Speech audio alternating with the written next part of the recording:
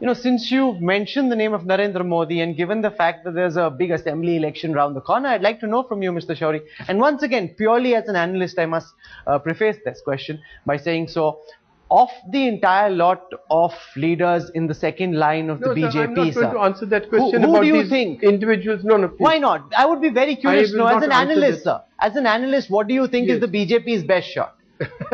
Yes, you are very curious to know, but I am not very curious, very anxious to answer. No. You've been such a crack journalist yourself. There's no way I can wrangle it out of you if you don't want to answer that question, sir.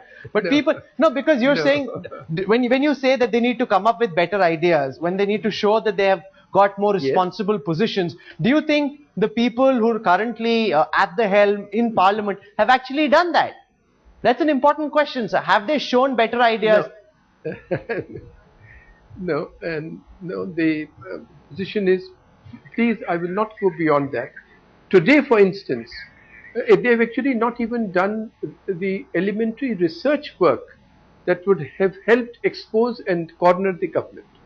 I give you an example. I'll give you the example that apart from that gentleman, Mr. Ahir, who wrote and who persisted on this coal gate business, can you trace any new fact, any new revelation to anybody in the opposition? That's absolutely true. It's a big... Yes. No. Can you in 2G, can you trace anything new coming from any opposition party rather than from my friend Gopi Krishnan or some you journalists? So, much more work should be done, and that is what will convince the people, yes, here is a better team. Because I have a comment which you made on the 25th of August where you said that part of the problems that we're seeing in Parliament is because of the presence of too many lawyers. Yes, on all sides. And not just lawyers, I mean, Gandhiji was a lawyer, Sardar Patel was a lawyer, Panditji was a lawyer. They were lawyers of one kind. These lawyers can say one thing today, give 10 reasons for it, say the opposite tomorrow, 12 reasons for that.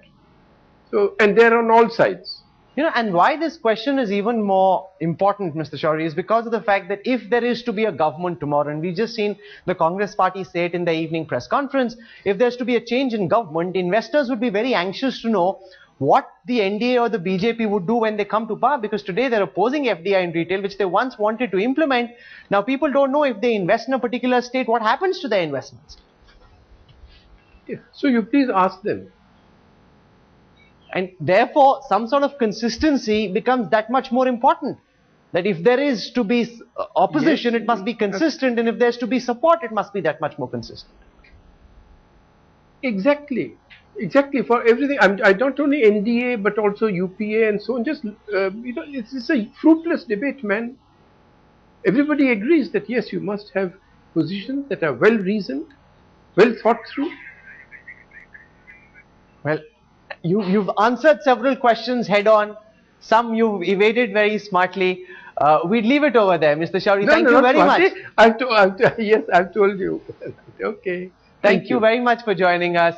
Making some very, very hard-hitting points. The fact that the funeral rites of India's democracy are being written and have been written for the last several years. These are the things that not just people in the opposition but also those in government need to look at very carefully so that we ensure that Indian democracy doesn't become a non-existing, a non-functional system.